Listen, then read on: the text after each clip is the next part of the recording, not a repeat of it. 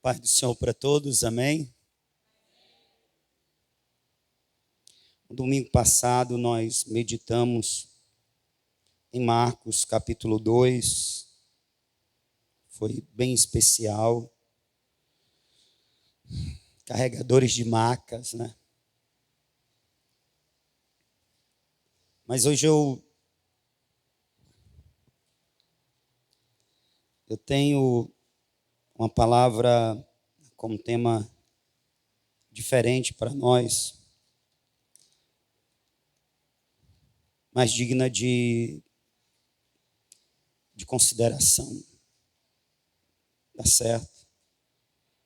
Crônicas, capítulo de número 14, versículo de número 1, diz assim: E descansou Abias com seus pais, e foi sepultado na cidade de Davi, e Asa, seu filho, reinou em seu lugar. Nos seus dias, houve paz na terra durante 10 anos. 10 anos. E Asa fez o que era bom e reto aos olhos do Senhor, seu Deus.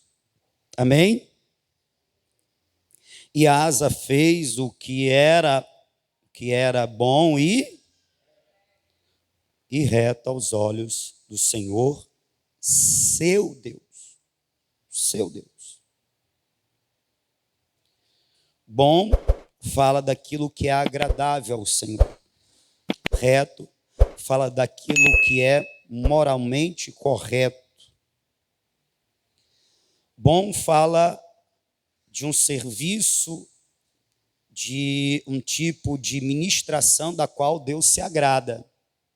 Retidão fala da condição do ser, do coração, do estado de alma, se está em santidade, em obediência aos preceitos de Deus no que diz respeito a uma vida correta, segundo o padrão divino.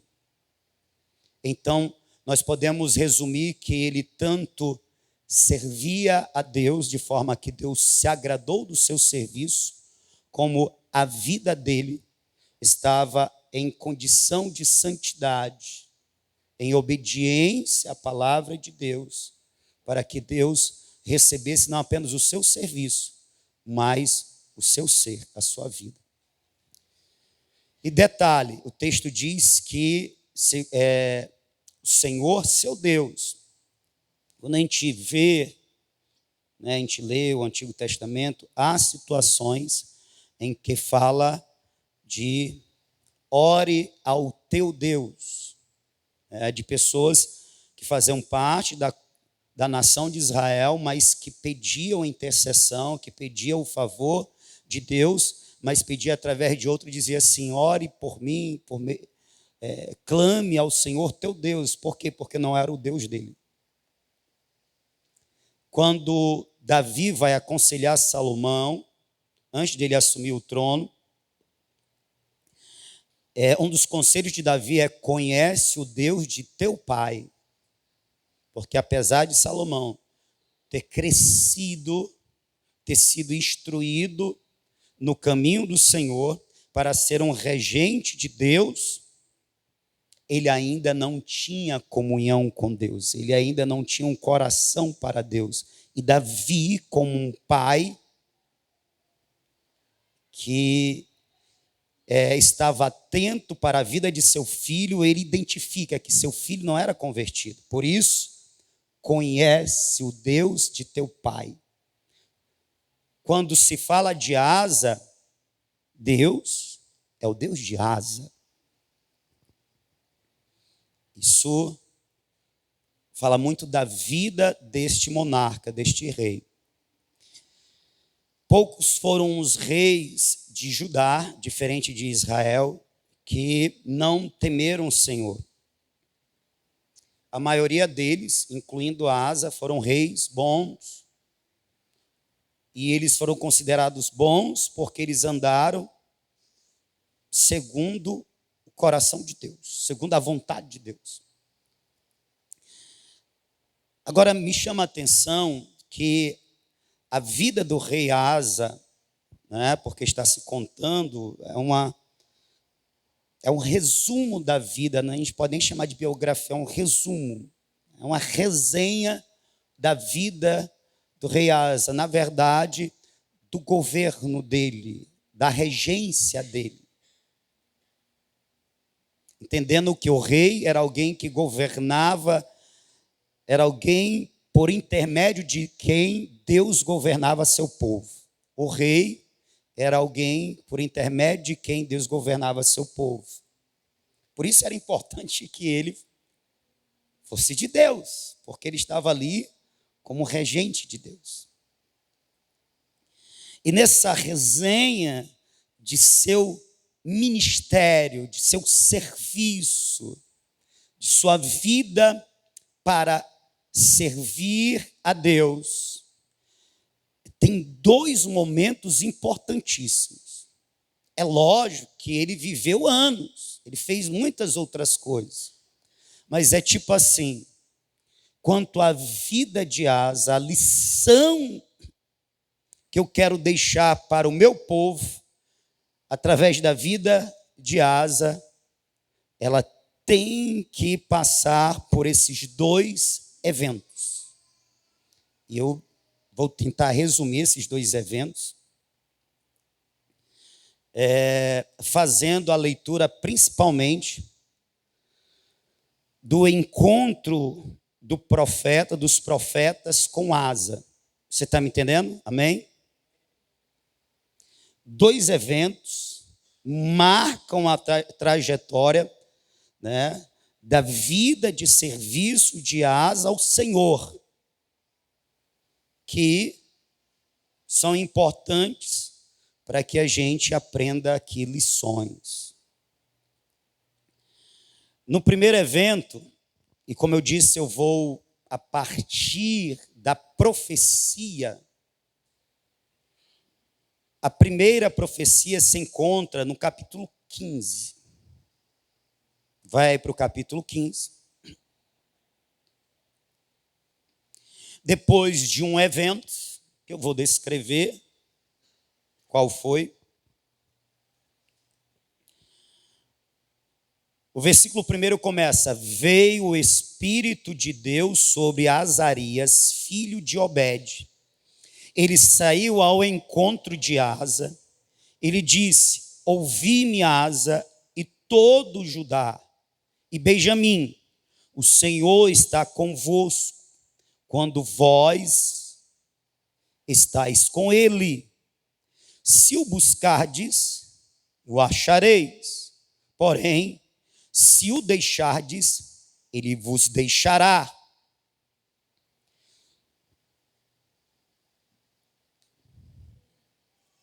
O versículo 3, o versículo 4, o versículo 5.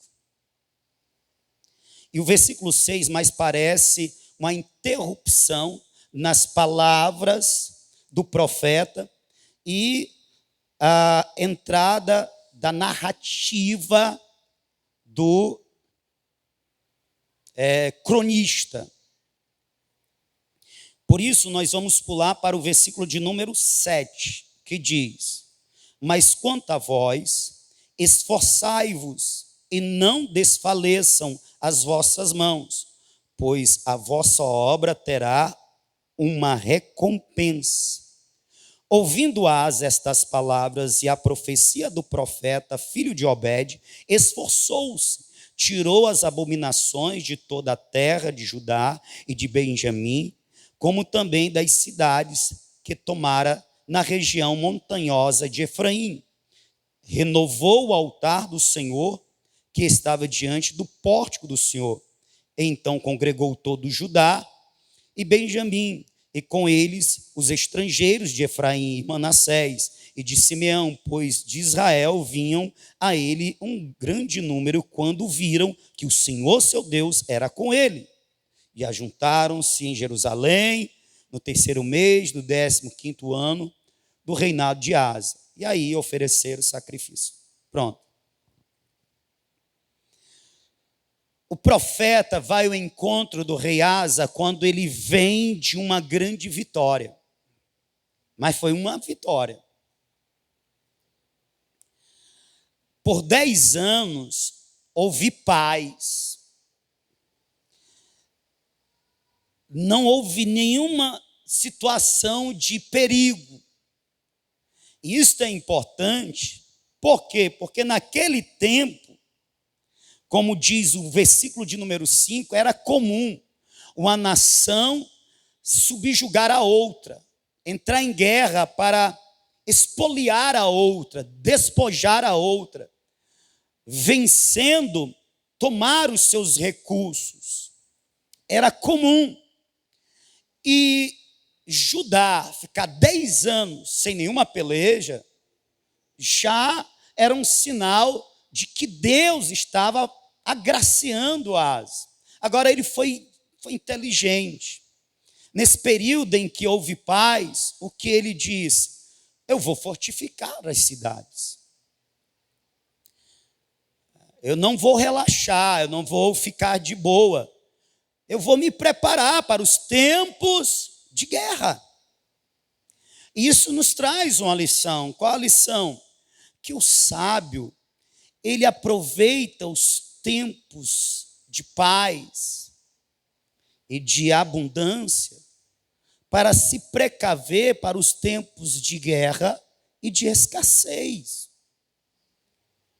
Ele se prepara para os tempos difíceis, porque é comum da vida.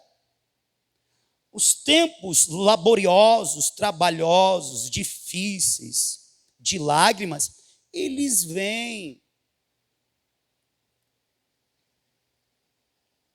Eles vêm.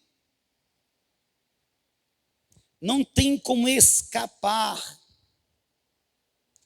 Tanto é que o livramento de Deus não é nos livrar desses tempos, é estar conosco na travessia desses tempos. O sábio, ele se fortalece para os tempos difíceis. E nos tempos difíceis, ele se fortalece ainda mais. Ele cresce, ele amadurece. Você está me entendendo? Que é o que vai acontecer com Asa. Nos tempos de paz, ele usa os recursos para edificar, para fortalecer. É o versículo de número 7 do capítulo 14. Depois você dá uma lida em casa. Até que vem a guerra, porque era comum naqueles tempos. No versículo de número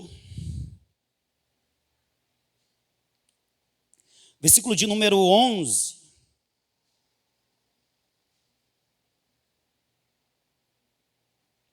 perdão, vamos ler o versículo de número 9, diz: Zerá, o etíope, saiu contra eles com um exército de 1 milhão de homens e 300 carros e chegou a Maressa.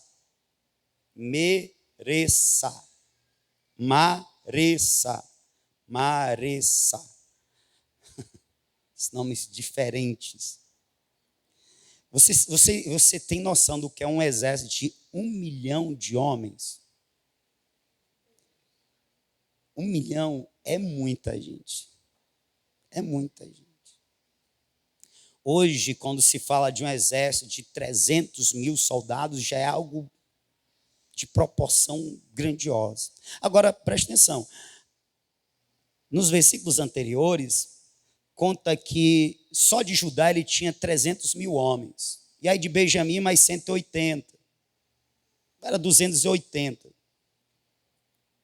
Então chegavam uns 500. Mas era a metade. Chegou o tempo da guerra. Mas ele, eu estou preparado. O Senhor está comigo. Vamos para cima. Em tempo de guerra não adianta ficar em posição fetal e chorar, se lamentar, murmurar. O que tem que fazer, pastor? Tem que confiar no Senhor. Tem que confiar no Senhor. Porque nos tempos de guerra, nós temos a oportunidade de conhecer que o Senhor é Jeová Sabaoth, o Senhor dos exércitos. Só em tempo de guerra você vai conhecer o Senhor dos exércitos.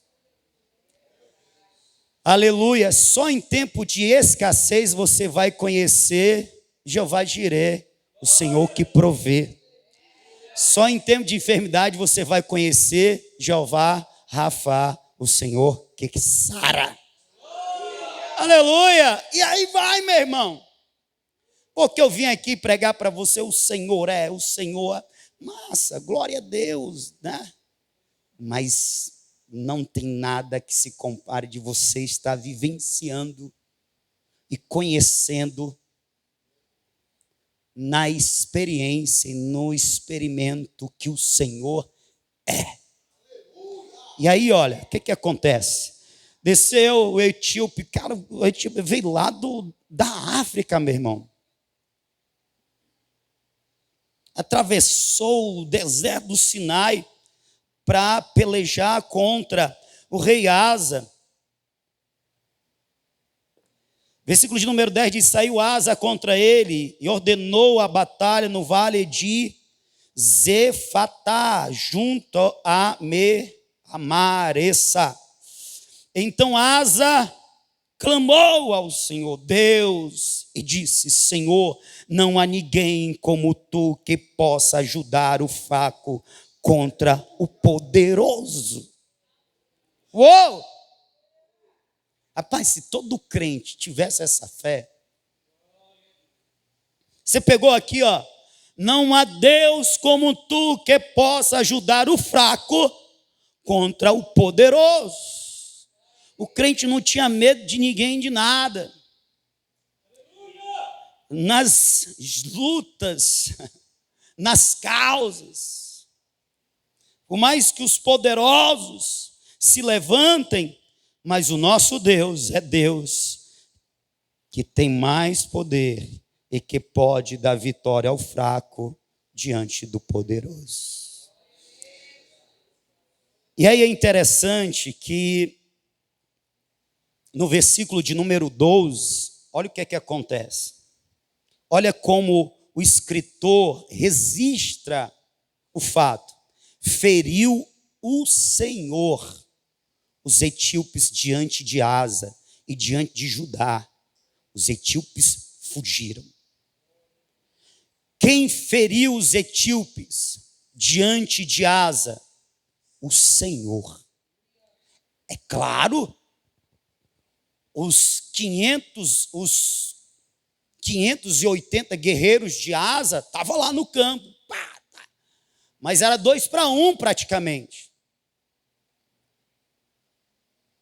E eles prevaleceram, eles venceram. Na prática, por assim dizer, no visível, no tangível, eram os guerreiros de Asa, que estavam lutando e estavam prevalecendo. Mas o escritor sacro identifica: Deus estava no meio da peleja, lutando e vencendo diante de Asa os etíopes.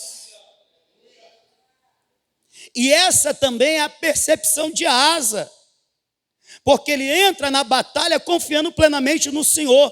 Ele reconhece: nós somos fracos diante desse exército poderoso. Por isso eu estou invocando o Senhor, eu estou confiando no Senhor, eu estou confiando ao Senhor esta vitória. Então, quando ele vê a luta se desenrolando e a vitória aparecendo, ele diz: o Senhor está pelejando por mim. O Senhor está guerreando, o Senhor está no campo de batalha. O Senhor está pisando os charcos, está com os seus pés nas lamas. está com a espada em suas mãos. Uou, o Senhor está me dando vitória. Você sabe o que é isso? É ele reconhecer que na praticidade da vida, Deus está agindo.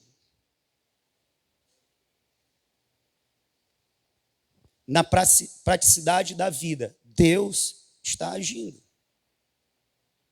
Eu não estou vendo Deus, mas no desenrolar, eu vejo que há uma interferência invisível, sobrenatural.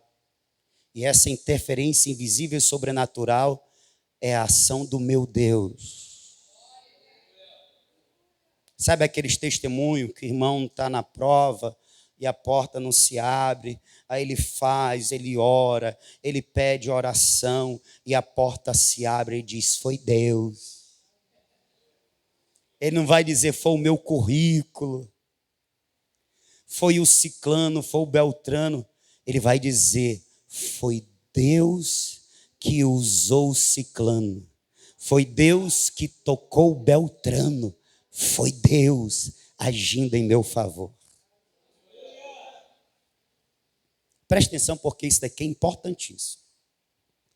Porque tem tudo a ver com o encontro com o segundo profeta. Preste atenção nessa ênfase que eu estou dando. Porque nós temos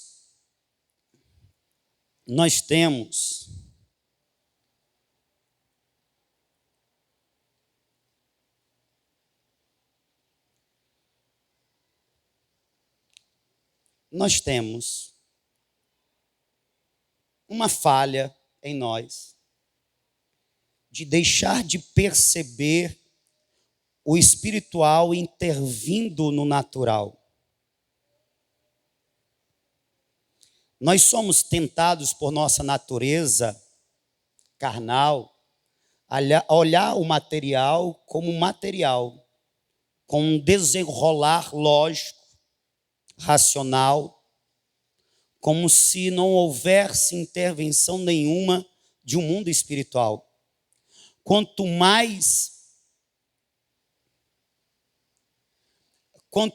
menos contato, você está me ouvindo? Diga amém. Quanto menos contato nós temos com as Escrituras, nós temos com Deus, com as coisas de Deus, com culto, com trabalho, com serviço, quanto menos envolvido nós somos com as coisas espirituais, mais, preste atenção no que eu estou te falando, mais naturais nós nos tornamos e mais nós ficamos suscetíveis a ver tudo de forma natural. Isso é uma consequência lógica porque eu investi, isso é uma consequência lógica e natural porque eu fui atrás, isso é uma consequência natural porque eu tenho me esforçado. Preste atenção no que eu estou falando. Essa é a mensagem de Deus para nós nessa noite. Preste atenção. Preste atenção. Não é o caso de Asa. Ele não está vendo Deus no campo de batalha. Mas ele identifica que o que está acontecendo pela intervenção divina. É Deus. Mas porque Asa, no começo da sua caminhada, ele reto, bom, temente a Deus, crente, cheio de fé. A fé dele é demonstrada quando ele vai para o campo de batalha. Ele não vai tremendo na base não, ele vai confiante. E essa confiança se mostra na oração que ele faz. Ele clama a Deus, Senhor, Tu és Deus, o único Deus conhecido que tem poder para dar vitória ao fraco diante do poderoso. Aleluia! Isso é fé em ação. como ele está cheio de fé, quanto mais envolvido com Deus, com as coisas espirituais, mais nós tendemos a ver as coisas espirituais intervindo nas naturais. A questão de lógica, o contrário também é verdade. E aí? Um milagre acontece, 1 milhão perde para 500. No versículo de número 13, eu destaco o que o escritor registra. E Asa e o povo que estava com ele e os perseguiram até Gerar. Caíram tanto dos etíopes que já não havia neles resistência alguma. Foram destroçados diante do Senhor. Do Senhor e diante do seu exército. Os homens de Judá levaram dali grande despojo. Aí eu marquei esse destaque aqui, porque o Senhor pelejou, diante do Senhor caíram os inimigos.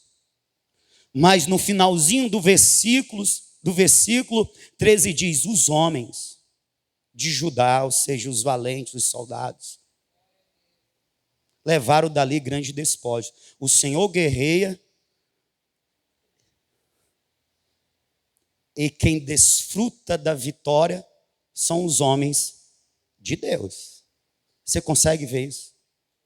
O Senhor guerreou, e quem foi que ficou com os despojos? Os homens. O Senhor vence, os homens desfrutam. Os homens que fazem parte do exército do Senhor. O Senhor guerreia e nós desfrutamos da vitória. Aleluia! Os despojos é para nós, ó, que maravilha! Oh, aleluia! Jesus é bom, Jesus triunfa na cruz e nós desfrutamos da vitória. Jesus expõe a vergonha pública e triunfa sobre principados e potestades. Jesus tira deles todo o despojo. E quem é que desfruta dessa vitória? Nós, irmão. Olha nós aqui, irmão. Nós somos herdeiros dos céus. Logo, logo esta vida vai passar e a nossa vida com Cristo vai se revelar plenamente quando Ele voltar. Aleluia! Existe um reino que está sendo implantado e o rei deste reino é o nosso rei Jesus. Ele reinará. Nós reinaremos com Ele. Aleluia!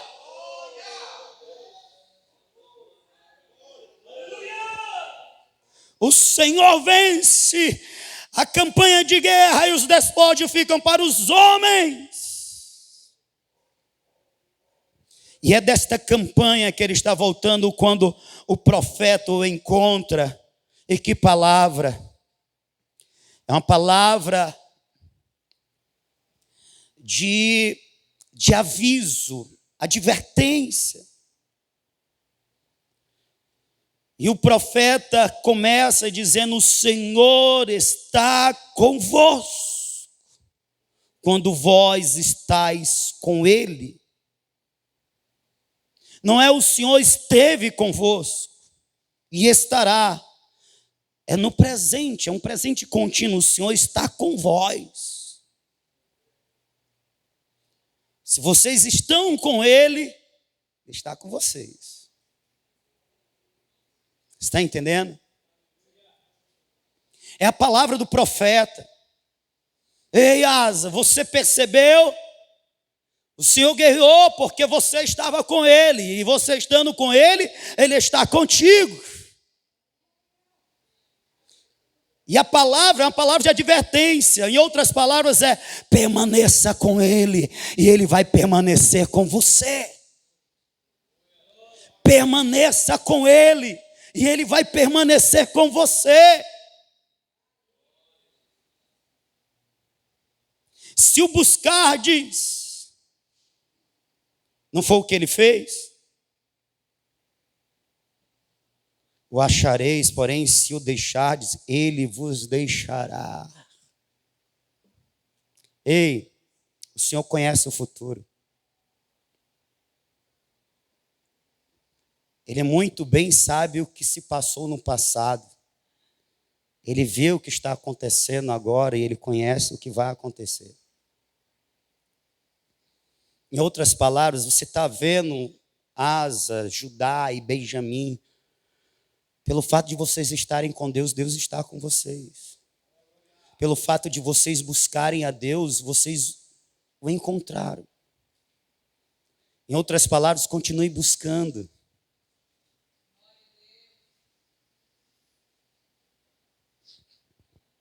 Aqui tem lições poderosas.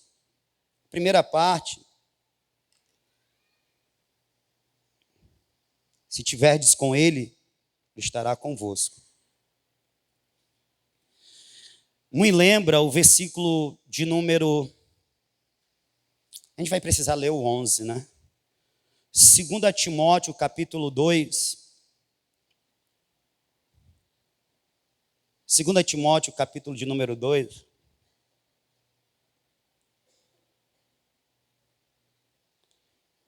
A partir do versículo 11, para a gente chegar no versículo 13.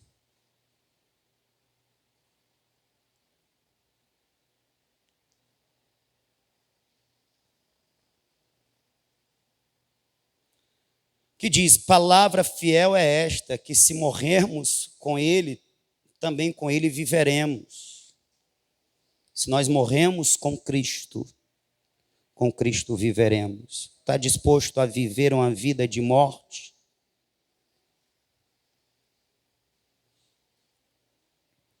Para viver eternamente? Se sofremos, também com ele reinaremos. Se o negarmos, também ele nos negará. Só até o versículo 12. Se o negarmos, ele também o negará, nos negará. Se nós estamos com ele, ele está conosco. Se nós o negarmos, ele também nos negará. Me parece também o versículo 33 do capítulo 10 de Mateus.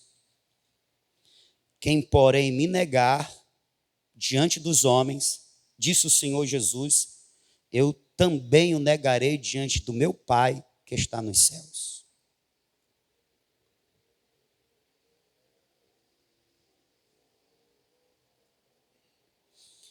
Para mim fica bastante claro que Deus,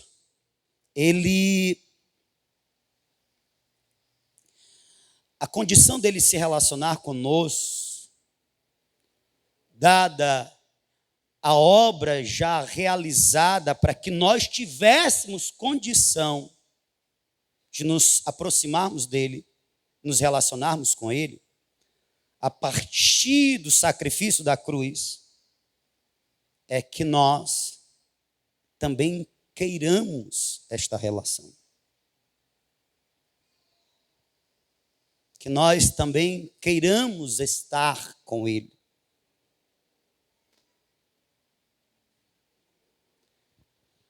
É o que a gente consegue também extrair de capítulo 15 de Lucas, do filho pródigo. O filho pródigo não quis estar mais com o pai. Dá-me a parte da minha herança. Toma. É o que você quer? Você quer ir? É o que você quer? A segunda parte, quando o profeta diz, olha, se nós o buscarmos, ele se deixará encontrar. Fala dessa disposição de Deus na relação que foi possibilitada por meio da cruz de Cristo, de estar mais com quem quer mais. Você está me entendendo? De ser mais próximo de quem quer ele mais próximo, de ser mais íntimo de quem quer ser mais íntimo. Se nós o buscarmos, ele se deixará encontrar. Aí eu lembro de Lucas capítulo 10, de Marta e Maria, que Jesus está lá, foi convidado para estar na casa de Marta e Maria, né? E Marta fez esse convite, segundo o texto. Mas estando ele na casa, quem dá a ele a atenção não é a Marta que o convidou, é Maria.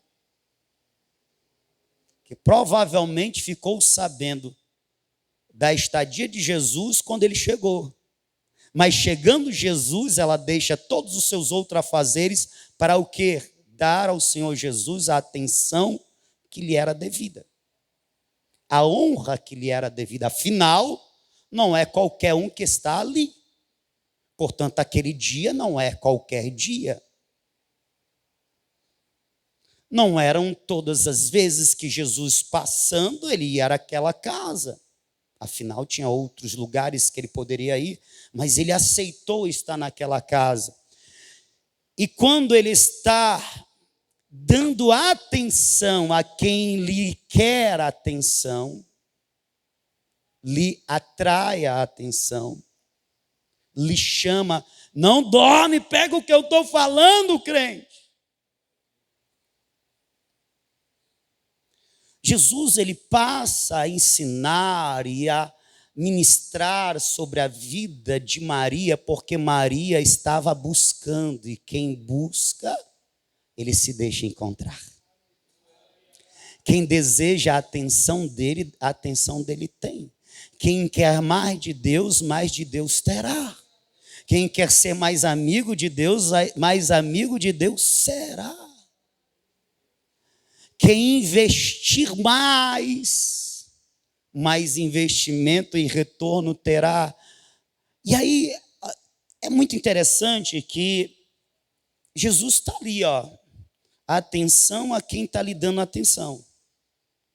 E Marta fica incomodada com aquilo. Mas Jesus, ele não está dando atenção a Marta. Está dando atenção a Marta? Não, por quê? Porque Marta não está dando atenção a ele. Jesus está se voltando para Marta? Não, porque Marta não está buscando ele. E Jesus está se importando com a atitude de Marta? O texto me mostra que não. Sabe por quê? Porque Jesus não tem carências como nós seres humanos temos. Jesus não tem carência de atenção como nós temos. Jesus não tem carência de amor como nós temos. Na unidade da Trindade, sendo 3 pessoas que compõem a divindade, essas 3 pessoas, elas se amam. Elas se admiram, se respeitam. O que a gente achar que Deus precisa, Ele não precisa porque Ele tem em si. Quem precisa somos nós. Por isso Deus convida, Deus mostra, olha, se você quiser mais de mim, é só me buscar, que eu vou ter prazer em te dar. Agora, se você não quiser, também eu não vou sentir falta.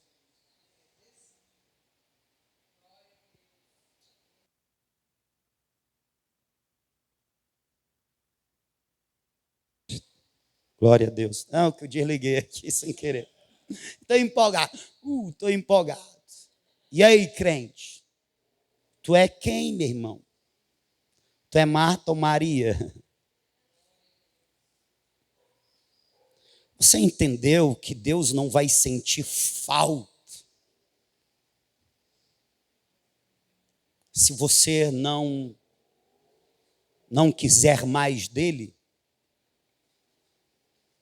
Você entende que o privilégio não é de Deus ter a tua adoração, o privilégio é de você ser um adorador dele?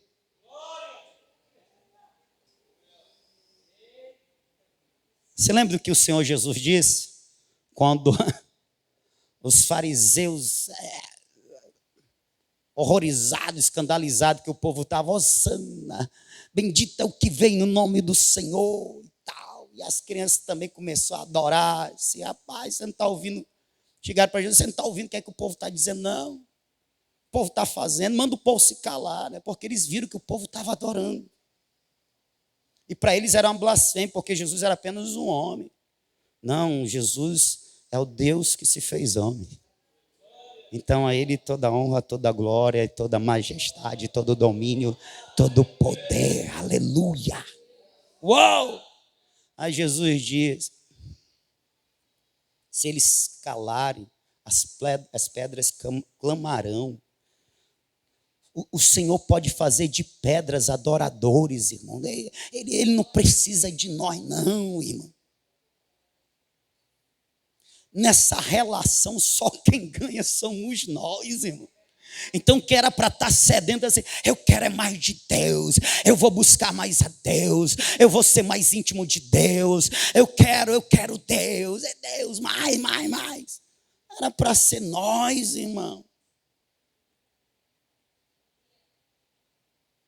Se você não quiser, tem quem queira.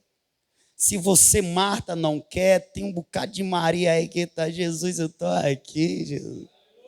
Fala comigo, olha para mim, me toca. Aleluia. Se você buscar e vai se deixar encontrar, ou seja, Asa, continue assim.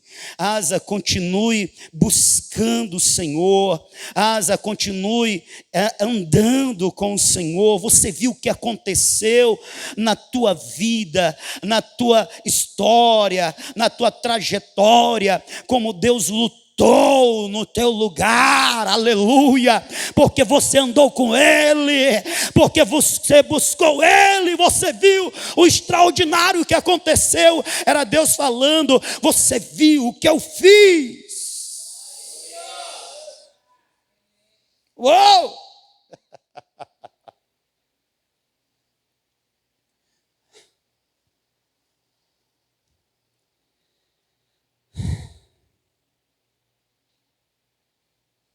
Mas quanto a vós, esforçai-vos, versículo de número 7, não desfaleçam as vossas mãos, pois a vossa obra terá uma recompensa. E aí o profeta aponta para a continuidade de algo que ele tinha iniciado antes da guerra. Diga amém, eu estou ouvindo, pastor. O profeta fala para Asa, continua fazendo a obra.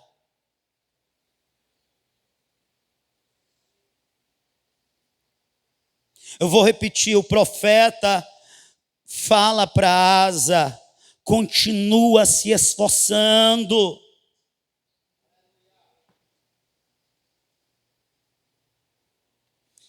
Se a obra fosse simples, não haveria necessidade de o profeta dizer esforça-te.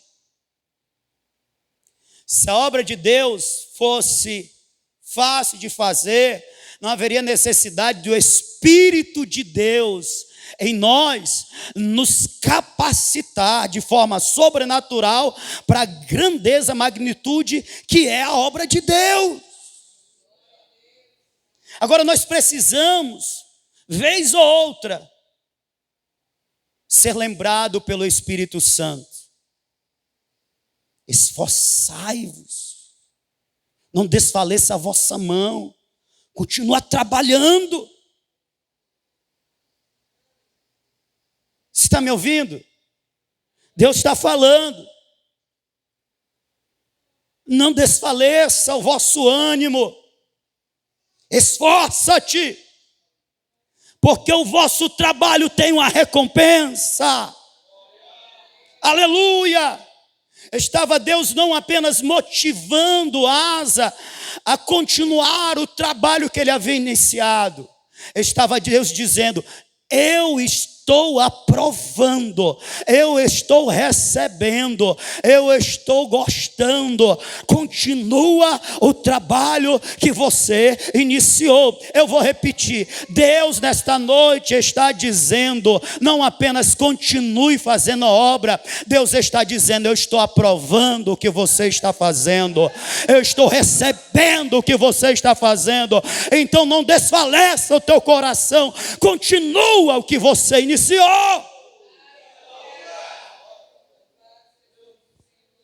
Porque ele corria o risco de, voltando da guerra, não continuar o que ele havia iniciado, iniciar outra coisa, fazer outro movimento.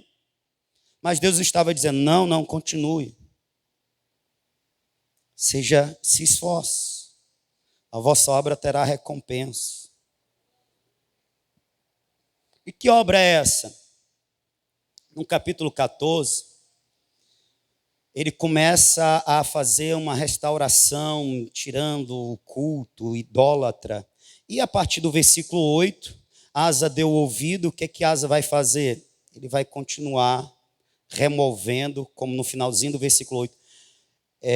Ele renova o altar do Senhor que estava diante do pórtico do Senhor. E aí ele continua uma obra de restauração, tirando os postes ídolos, aquele negócio todo. Essa era a obra que ele havia iniciado e que Deus estava falando: terminou a guerra, continue a obra. E aí eu aprendo que há um tempo em que a gente volta o coração para uma batalha mais imediata, mas sem nos esquecermos de algo que iniciamos, devemos continuar. Algo que atrai a nossa atenção para o particular, seja com a família, seja no trabalho, e a gente tem que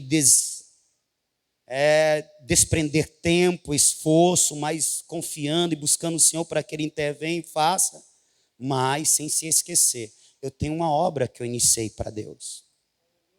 Você está me entendendo, sim ou não?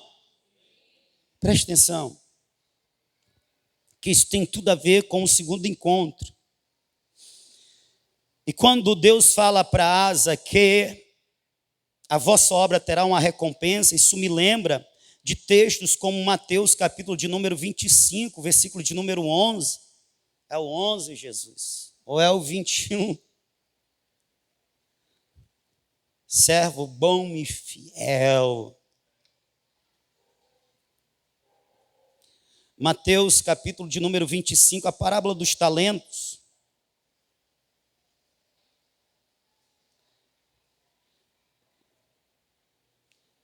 É o versículo 21. E o Senhor lhe disse: bem está, servo bom e fiel, sobre o pouco foste fiel, sobre o muito te colocarei, entra no gozo do teu Senhor.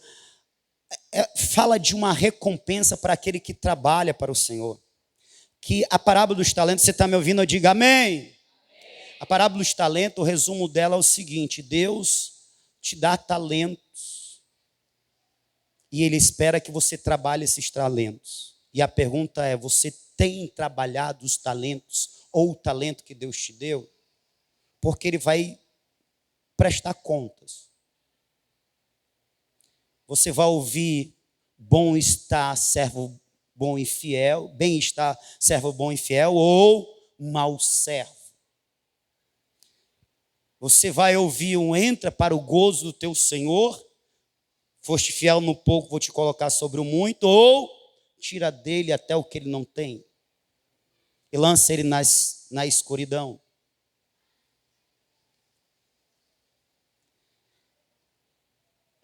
Esta palavra tem a ver com o que Paulo, pelo Espírito, fala aos Coríntios, capítulo 15, versículo de número 58. No mais, irmãos meus, sede firmes, constantes, sempre abundantes na obra do Senhor, sabendo que no Senhor o vosso trabalho não é vão. Irmão, o nosso trabalho não é vão. Isso fala de duas coisas. Primeiro, Deus espera que trabalhemos. Deus espera que façamos a obra. Segundo, Deus é tão bom que ainda vai nos recompensar. Nos recompensar o privilégio de trabalharmos para Ele. Olha aí, irmão. Você já parou para pensar nisso? E aí a pergunta é, aplicando a sua vida, qual é a obra que você tem feito para Deus?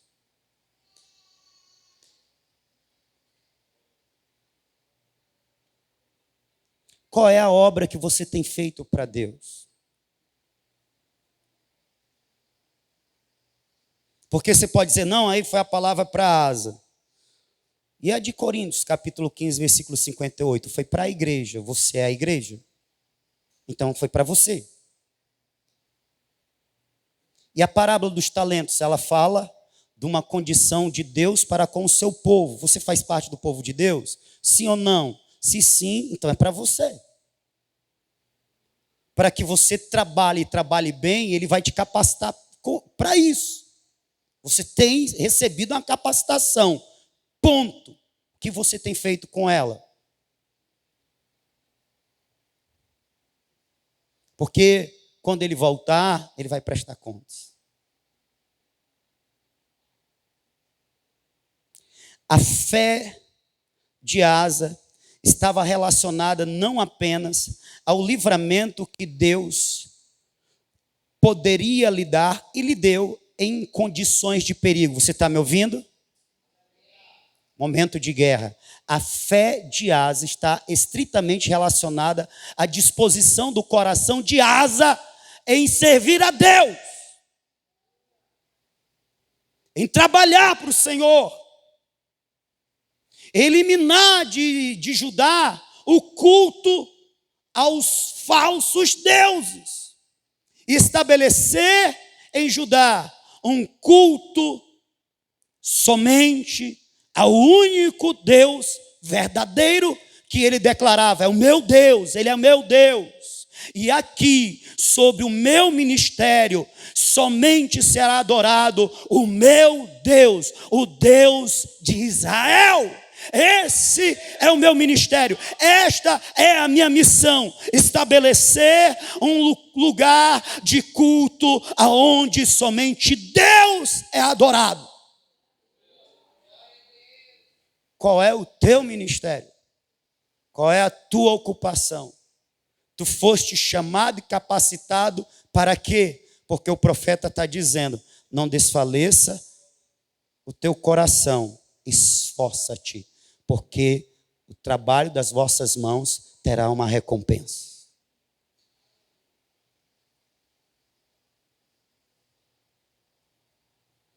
Uau, existe uma renovação da aliança. A gente chega no capítulo de número 16, e no capítulo de número 16, Asa tem um encontro com outro profeta chamado Anani, que lhe chega dizendo no versículo de número 7, o vidente veio ter com Asa, rei de Judá, e lhe disse, por que confiaste no rei da Síria e não confiaste no Senhor teu Deus? O exército do rei da Síria escapou das tuas mãos. Não foram os etíopes e os líbios um grande exército com muitíssimos carros e cavaleiros? Confiando tu, porém, no Senhor, ele os entregou nas tuas mãos. Pois os olhos do Senhor passam por toda a terra para mostrar-se forte para com aqueles cujo coração é perfeito para com ele. Procedeste loucamente. E desde agora haverá guerras contra ti. A palavra profética agora é outra, é uma palavra de repreensão, não é de aviso. Olha, continue sendo, continue fazendo, permaneça naquilo que iniciaste. Não, agora a palavra é de repreensão. Tu agiste loucamente e por causa da loucura da tua atitude, tu atraíste para a tua vida, o restante da tua vida, guerras. Preste atenção nas tuas escolhas.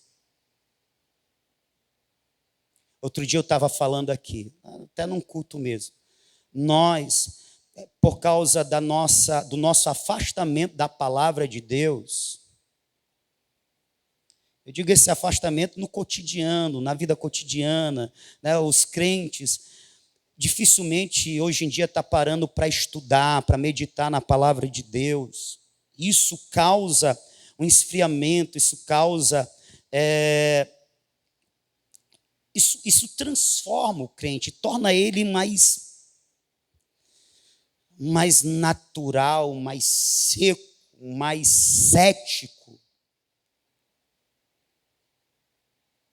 E ele tem dificuldade de identificar o que Deus está fazendo. Inclusive, preste atenção no que eu estou dizendo, inclusive quando Deus está castigando ele. Inclusive quando a mudança na vida dele está acontecendo, porque Deus está mudando. Em resposta a essa vida. Essa vida de uma fé fria, raquítica.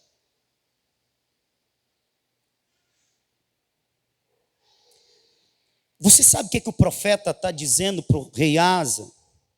Você sabe o que aconteceu para o profeta chegar assim?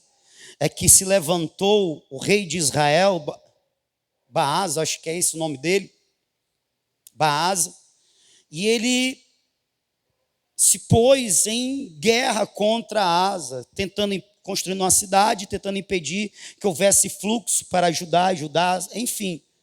E aí o rei Asa, que antes, diante de um exército infinitamente maior, ele confiou no Senhor, ele buscou o Senhor. Dessa vez, o que ele faz?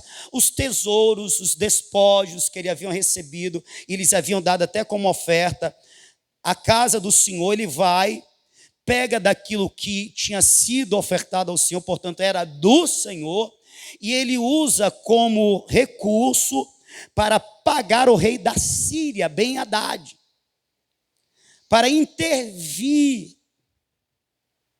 e pelejar por ele. Na primeira feita, ele vai para o campo de batalha e ele busca o Senhor. Na segunda, depois de alguns anos, ele mudou. Está me ouvindo? Depois de alguns anos, acho que foram cerca de 10 a 20 anos, alguma coisa assim, ele mudou. Ele teve a oportunidade de fazer do mesmo jeito, mas ele fez diferente. E ele só fez diferente porque o coração dele havia mudado. Ele fez diferente porque a fé dele não era mais a mesma. Porque fé é confiança. Ele não confia em Deus. Ele confia no homem. Tem algum problema confiar em homem? Não. O problema é quando você deve confiar em Deus e você confia no homem. Preste atenção no que eu vou dizer, porque é muito importante. Essa é a denúncia do profeta, porque o profeta ele traz à memória o primeiro evento.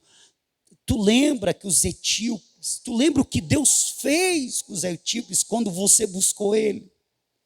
Eles não eram mais numerosos. Tipo assim, Deus não poderia fazer o mesmo, mas você foi buscar socorro no rei da Síria. Você deixou de confiar no Senhor. E aí eu volto para o começo da nossa reflexão. Quanto mais distante a gente está da palavra e das coisas de Deus, mais nós tendemos a ver as coisas de forma natural, material. Mais nós ficamos cegos e deixamos de perceber o invisível intervindo no visível, o sobrenatural intervindo no natural. A gente deixa de ver Deus nas coisas, na realização das coisas. Isso fala de um coração que, ao invés de ter progredido em fé, ele regrediu com o tempo. Isso pode acontecer, aconteceu com Asa. Não tem aquele crente que começa cheio de fé. Uau! E a fé dele se expressa na adoração, no serviço, na busca da santidade. E passando o tempo, ao invés de ele manter, porque foi o aviso do primeiro profeta, continue assim, cara. Continua com Deus, ele vai continuar contigo. Continue buscando ele, ele vai continuar se revelando. Ele não deu ouvido ao profeta, ele deu ouvido de imediato, mas ao longo do tempo, ele deixou de viver a palavra. Ele se deixou contaminar pelo materialismo, pelo naturalismo. E aí Deus de propósito permite que Baasa se levante para revelar como estava o coração de Asa. Oh, meu irmão, isso daqui é muito forte. Tem situações que nós passamos na nossa vida, não é para que Deus conheça como está o nosso coração, não, é para Ele revelar a nós mesmos a nossa condição, como está a nossa fé. Porque Deus, no que concerne a Deus, Ele nos conhece, irmão. Ele não precisa de situações para nos conhecer. Ele cria as situações para que nós venhamos nos conhecer e dá a nós a oportunidade, nos conhecendo e reconhecendo o estado de decadência que estamos, nos arrependermos e buscarmos nele a renovação, a restauração, a cura, o levantar.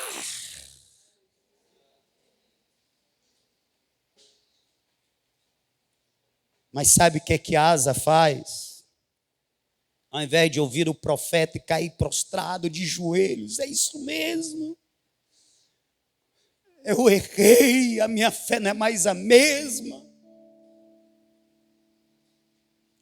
A minha fé não é mais a mesma, ela não foi demonstrada que não é mais a mesma quando eu pedi socorro a Ben-Hadad.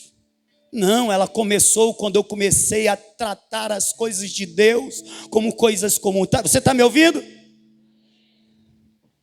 Que momento foi esse? É quando ele pegou os tesouros da casa de Deus, que era de Deus, ele pegou como se fosse dele. E ao invés de aplicar no que era de Deus, ele aplicou naquilo que era dele. Ou seja, ele tratou o sagrado como comum.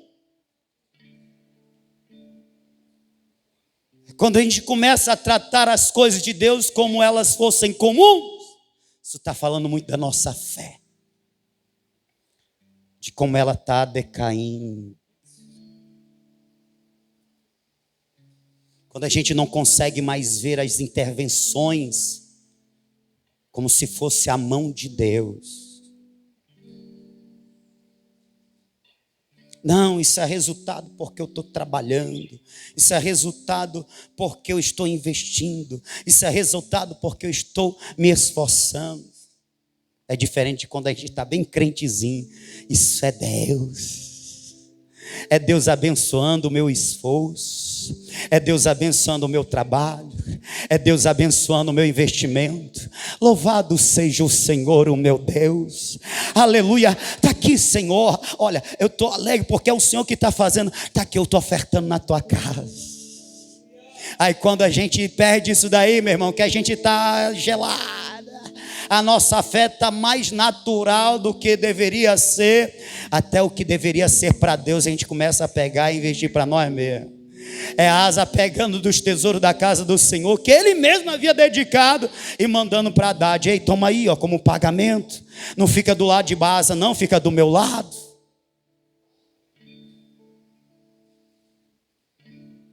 E aí? Ao invés dele cair de joelhos, sabe o que ele faz? Manda prender o profeta.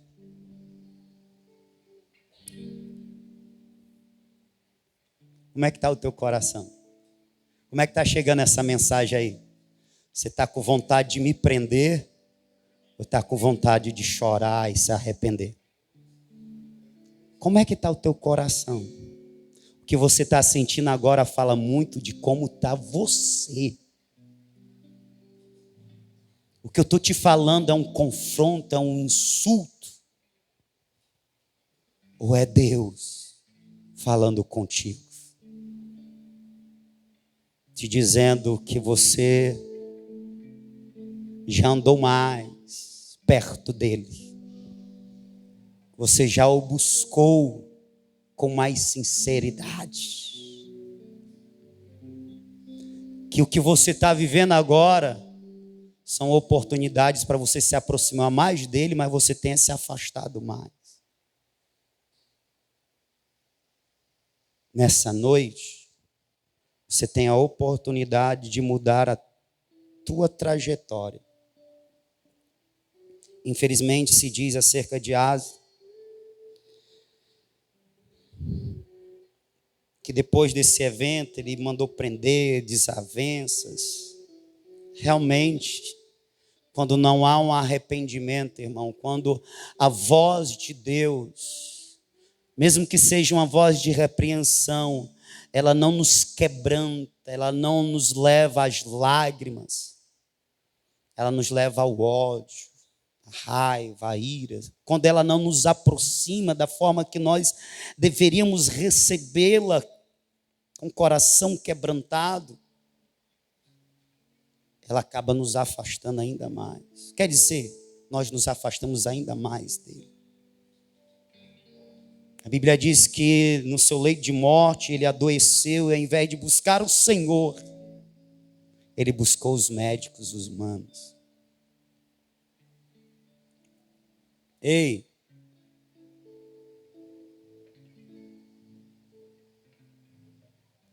talvez você esteja hoje nessa condição. Sabe o que é que o profeta também diz para Asa? Quando ele menciona os etíopes, assim, olha, você deveria ter olhado para o passado.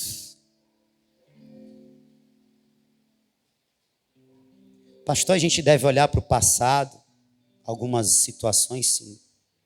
Esse era o caso. Se Asa tivesse olhado para o passado assim, poxa, naquele tempo eu busquei a Deus, eu buscava a Deus, mais do que hoje. E Deus me deu uma vitória, ele fez um milagre na minha vida. Ó Senhor, tenha misericórdia de mim. Eu vou buscar o Senhor como antes. Tem momentos que a gente tem que olhar para o passado, irmão. Tem que voltar assim nas lembranças. Como disse o profeta Jeremias, capítulo 3, versículo 20 e 21, ao 23, ele diz: quero trazer à memória aquilo que me dá esperança. Sabe qual é a palavra de Deus resumindo tudo nesta noite? É um momento de você se olhar, sondar a tua fé, ela está no mesmo fervor, na mesma intensidade do que no começo. Se tem no passado uma versão melhor do que você é hoje, olha para lá, vai. É só você voltar na lembrança nesse tempo e você vai ver que você viveu coisas incríveis que você não está vivendo hoje. E você não está vivendo hoje porque você não busca a Deus como você um dia já buscou. Porque você não confia em Deus como um dia você já confiou. Você não ama a Deus como um dia você já amou. Você não se dedica a Deus como um dia você já se dedicou. É por isso que a tua vida com Deus hoje é fria. Porque você se tornou frio. Por isso que a tua vida hoje com Deus é uma vida seca. É porque você se tornou seco para Ele. Se você estiver com Ele, Ele estará com você. Se você o buscar, Ele se deixará encontrar. Aleluia!